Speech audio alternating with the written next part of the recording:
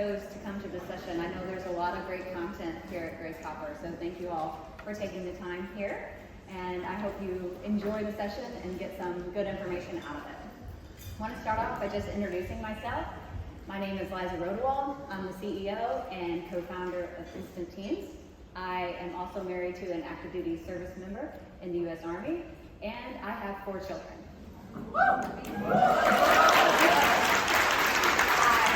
I've also raised over $15 million in venture capital. I've scaled my company to over 500 employees, and we were number 13 on the Inc. 5000 list last year in human resources category. So I say all that to say I did not start there, right?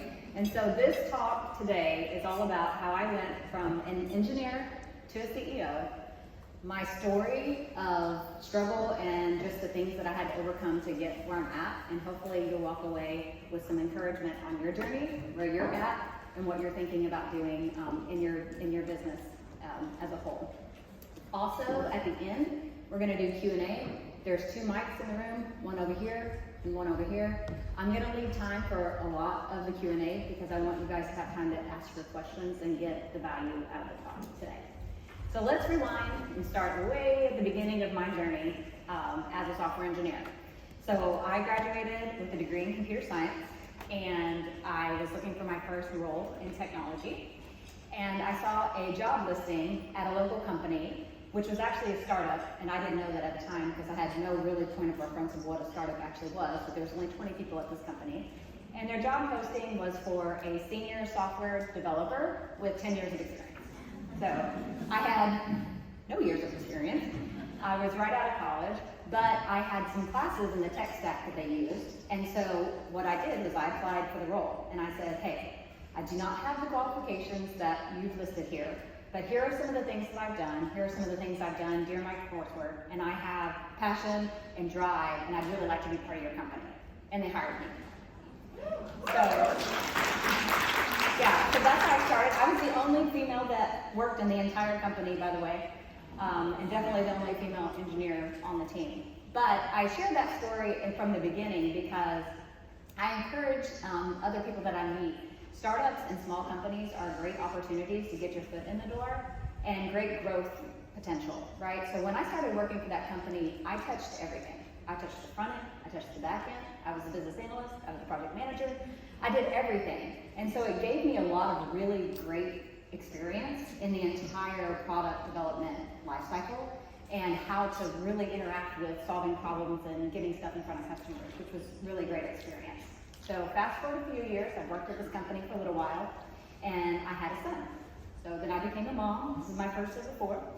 And I was working a lot and traveling a lot because as an engineer that could also somewhat communicate, then they put me on the road, right? Go talk to the customers, come back, do the stuff, which was great and I loved, absolutely loved it. But I was traveling a lot. And so if you put in your mind this situation, I'm in Boston, I'm working, I get the flu, I am so sick, I'm so tired.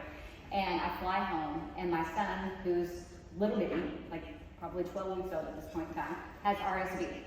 So if you know what RSV is, it's like a respiratory virus. It's not good for little kids, right?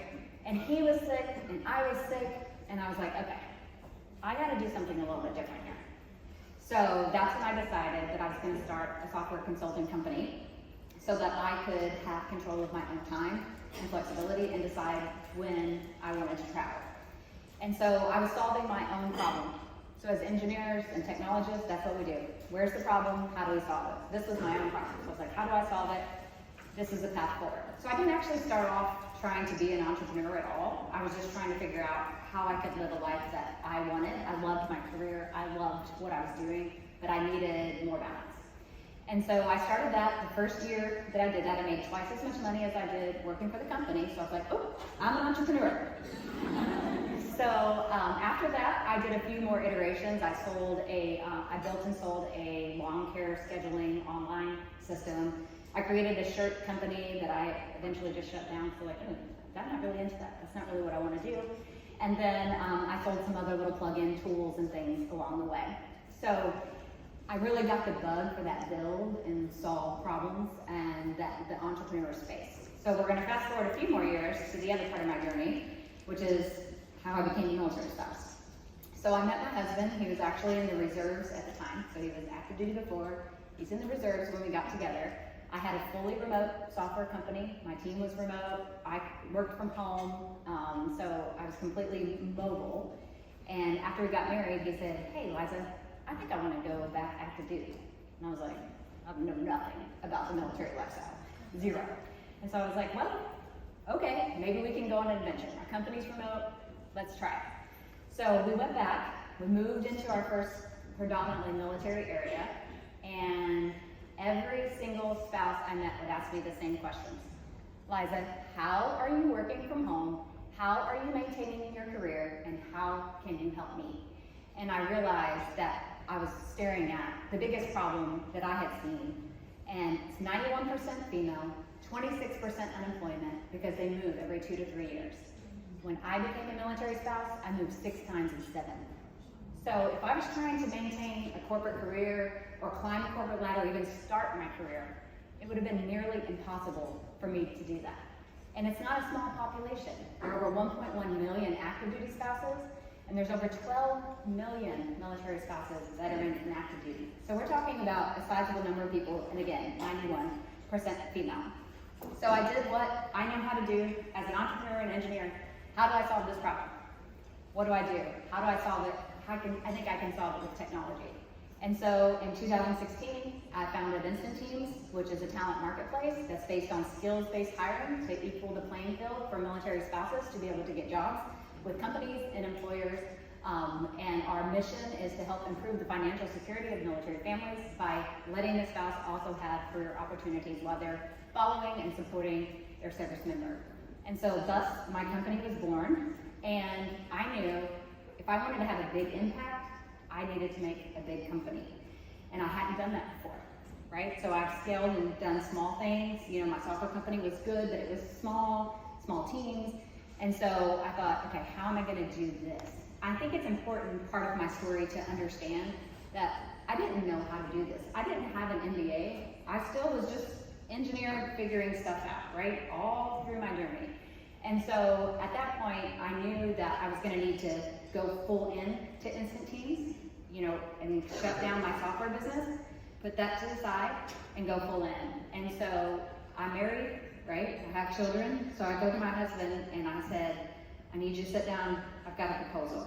And I made a Google slide deck for my husband. True story.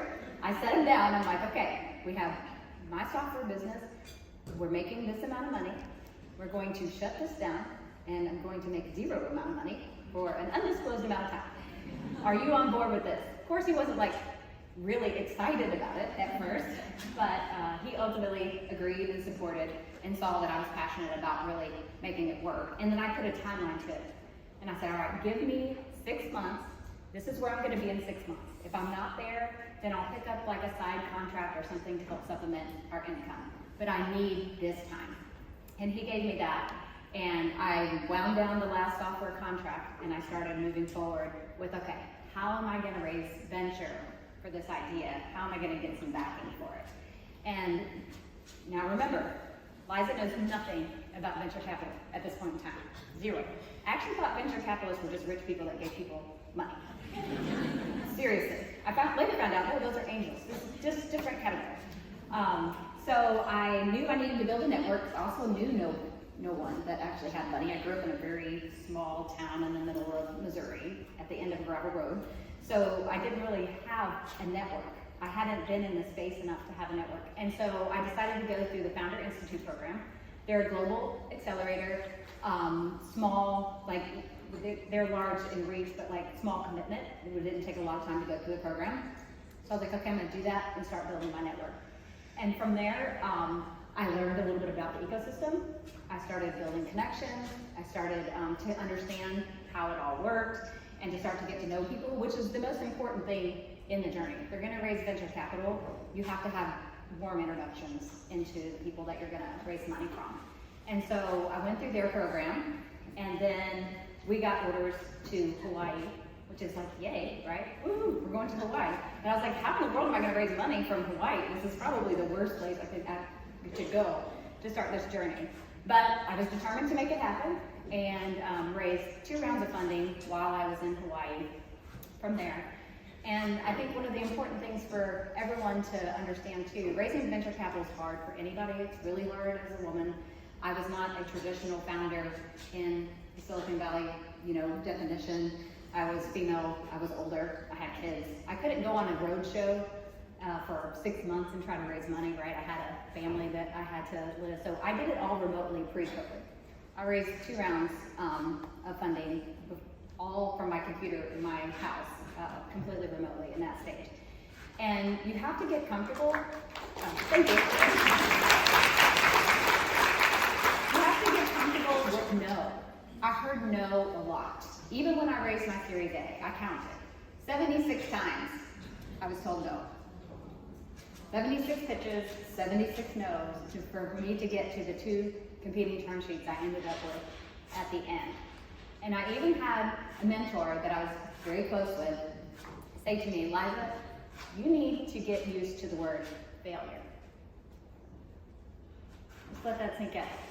When he said those words to me, my reaction was, that is not in my vocabulary. Failure is not going to happen, right? And it just pushed me even further to know I'm going to close the round. I'm going to get the funding I need. I'm going to help support this mission that and this problem that I feel very passionate about and that I know there's a big market for. And so I pushed through. I ended up closing a $13 million Series A with a Tier 1 VC. I was very tired afterwards. It's very emotionally draining to go through that process. But through scaling the company and doing this, Instant Teams has been able to give over $40 million of payroll directly to military families. And I'm really proud of that. And I'm still in that scaling phase. Like we have 500 employees, but I'm not at the end of where I want to be and the impact that I want to keep making on our community and this growth path. So I wanted to leave you with a couple of things that I want you to take away from my story, and then I want to open it up for some questions so you can ask some more detail, because obviously there's a lot that happened in between point A to point B there. But the first thing is, don't be afraid to take the leap. It's hard and it's scary, right? But if there's something that you're thinking about, whether it's a new job opportunity you're wanting to climb to, whether it's a business you want to start, anything that you're facing, like, don't be afraid to go ahead and take the leap and test the waters, right? Because you never know what's going to come of that. And my path is not like a straight path, right? I didn't go from here to here in like a straight line. I tried a few businesses, I closed one down, right? That's going to be the entrepreneurial journey is kind of like this. But don't be afraid to just get started where you're at. The second thing is, don't be intimidated by the other people on your path. One thing that I learned as I'm in like board meetings and in venture capitalist meetings and with investors, there are all these smart, very successful people. They're just people. They are just humans, just like you. You are just as smart and just as capable of achieving those things as they are, I promise. And so don't be intimidated by, I don't know, I haven't been around it, I don't have experience in it. I didn't have experience in any of these things as I built. Like, even as a CEO of 500, I did not work as a CEO for 500 before. I learn every single day. I pivot every single day, and I grow in each stage. So don't be intimidated by that.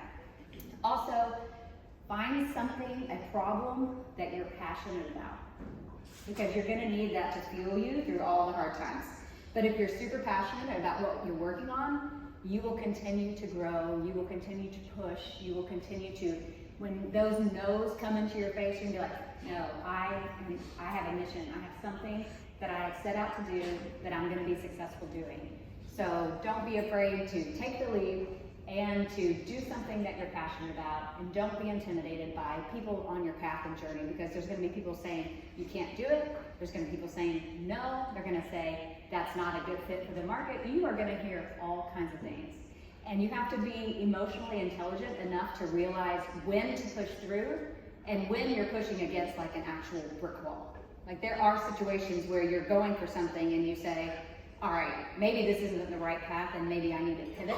You have to be able to recognize those things and trust yourself, trust your instincts along that way. But if you know you're on the right path and you're just hearing roadblocks of people saying, naysayers saying, no, you're not gonna be able to do that, then that's when you dig deep and you know you're passionate about the problem that you're solving and you keep moving forward. I personally think engineers, technologists, everyone here in the room, you make excellent CEOs because your mindset is, how do I solve the problem? You know how many problems I have to solve on a daily basis as a CEO? A lot. Like that's all I do, basically, all day, every day. And so that same mindset of where's the solution, how do I put those things together, are the things that you learn as a foundation. So my foundation as an engineer has helped me be a good CEO because now I apply that to finance. I apply that to the business side of what I'm doing. I apply that to the technology product that we've developed. All of those things are used in the same way. So there was something that was said the first day at the opening that I really loved. So I'm gonna read it so I don't mess it up. You've got to believe it before it even shows up. I love that because I think that is true in my whole story. Like when I started as an engineer, I believed I could get that job even though I wasn't qualified. I did not have anything on that piece of paper that said I was qualified, but I believed, I think, they might take a chance on me if I send it. So I took a little step of faith and said, okay, I'm gonna reach out and do this. When I started my companies, I believed I could do it. Maybe I was delusional at the time when I stepped out at first, but I was like, hey, I'm gonna create a software company, and I had no experience doing that, but I believed I could, and I did. And then the same thing for raising money. Everyone says you're gonna run up against the wall. And if you try to raise money with a mission purpose, it's even harder. And so I had to learn how to size the market and do things that investors thought about when they heard the problem statement instead of like putting me in a niche. I learned that really early on. But believing that I could do it, even when everyone else was saying, no, not a good fit, no, not a good fit, no, not a good fit, until I got to the yes, and I got $13 million. I will tell you, when the wire came through, I just kind of hit the floor in my office and I was like, finally, it worked, right? Because that sense of relief of, yes, I believed I could do it, and I did it. You all are the way forward. Don't be afraid to take the leap. Thank you, and I'll open it up for questions.